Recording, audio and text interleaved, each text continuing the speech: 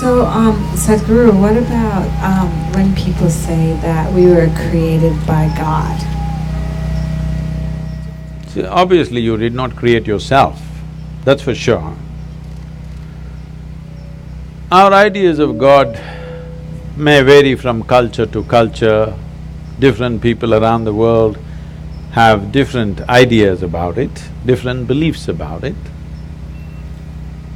But why we came to this idea is this: we all crawled out of our mother's wombs and you see a newborn child how he's looking. He's asking, who, what the hell is all this? So much creation. Do you see question marks in his eyes? What? So much. Who did all this? Obviously first he looks at his mother. Well, the mother delivered you, but she can't deliver the planet. Then you look at your father, well, obviously he can't do all this. Then you looked at every other adult around you, nobody seems to be capable of doing all this. Then being human beings, we say, there is a big human being sitting up there, he does all this. I'm sorry ladies, he's a man.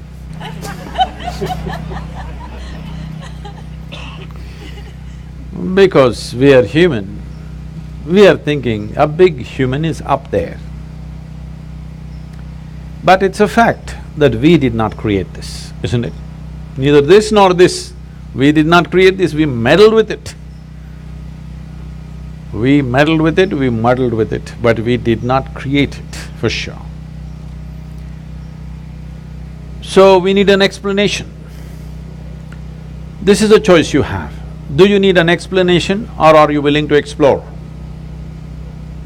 If you explore, you will come to one kind of situation within yourself. If you come to agreement with some explanation that somebody gives you, the only choice is either to believe it or disbelieve it. If you believe it, you will become confident. It'll not bring any clarity, it'll bring you confidence. If you disbelieve it, you will be confused. If you're joyfully confused, it's very wonderful. But most people don't know how to handle their confusion joyfully. When they get confused, they make themselves miserable. But the most wonderful thing in human intelligence is to recognize what you do not know as you do not know. Everything that you do not know, you believe. This is a serious problem. We have done terrible things to each other simply because I believe this, you believe that. Continuing to do it even now, isn't it, across the world? Because I believe one thing and you believe something else. Now if I let you live, my belief will suffer. The best thing is you're dead. Yes because you believe something else is the truth and I believe something else is the truth, now both of us can't live in one place. We can pretend for some time. When it comes to real issues, we can't be in one place. Why is it it's so difficult? If you really have a working intelligence, you must be able to see what I do not know as I do not know, isn't it? Is it not very human and very wonderful to see what I do not know, what's the big deal about it? If you see I do not know is an immense possibility. Only when you see I do not know, the possibility of knowing becomes a reality. If you see I do not know, the longing to know, the seeking to know, and the possibility of knowing becomes a living reality. Everything that you do not know, you believe.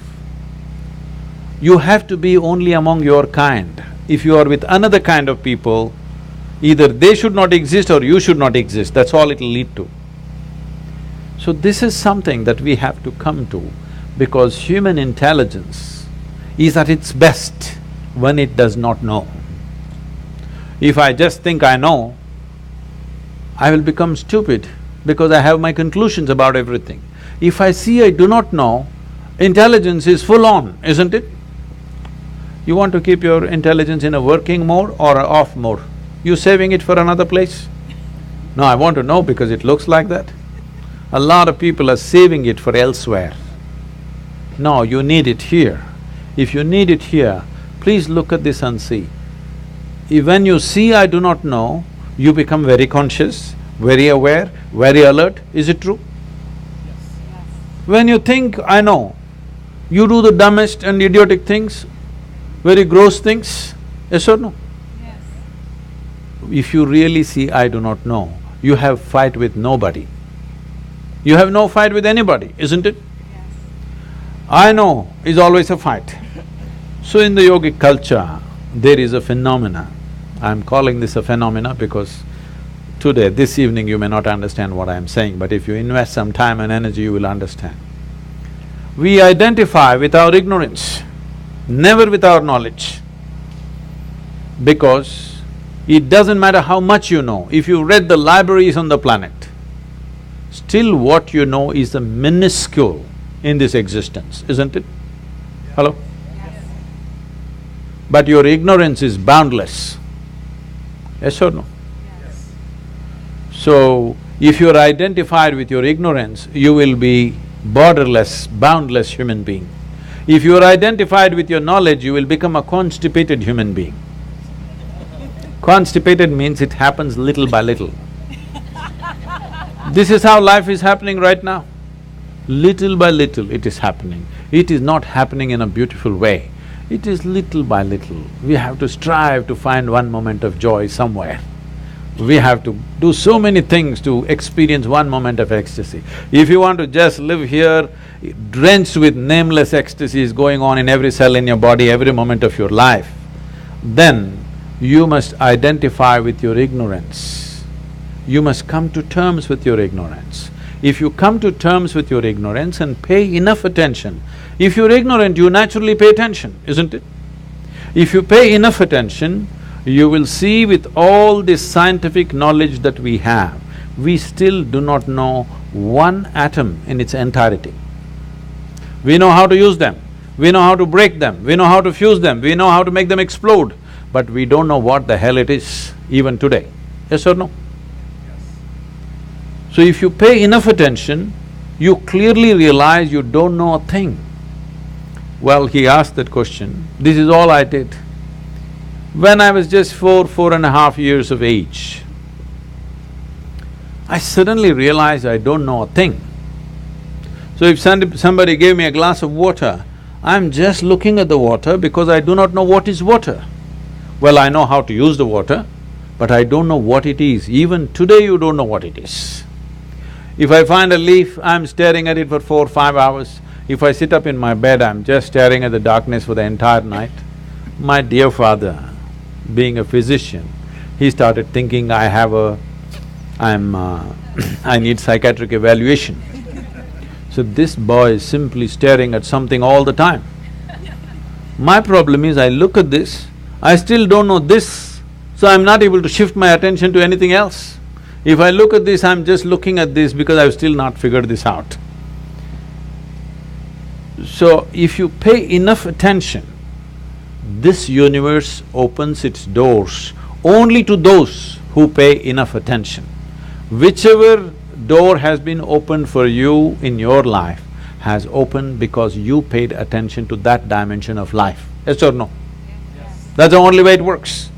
Now, if your attention is such, it is not seeking anything, but it's simply attentive. It pays attention to everything. It does not decide an elephant is more important than an ant. It just pays attention to everything because this is the nature of creation. If you look at an ant, have you paid enough attention to an ant ever? I spent a lot of time with them. Believe me, it's one of the finest machines on the planet. Yes or no? If you had a car like this, you know, you could do all the California deserts effortlessly.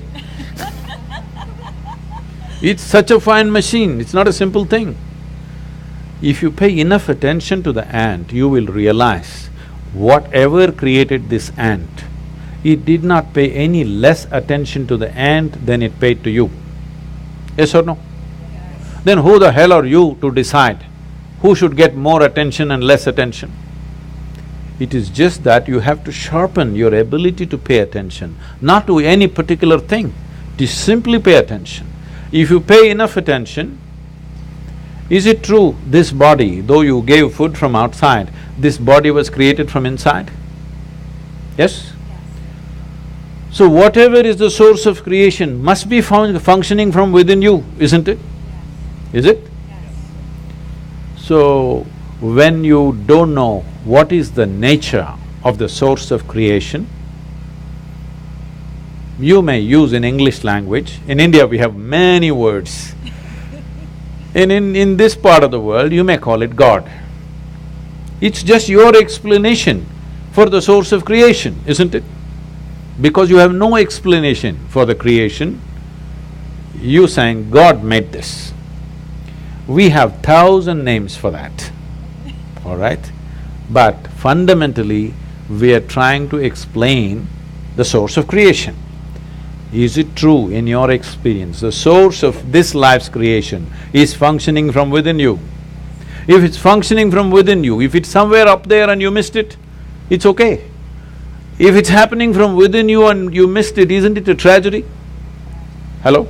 Yes. If the source of creation is throbbing within you and you did not notice it, are you not a tragedy? Yes. So my entire life and work is to just avoid the tragedy for people. Thank you. Thank you very much.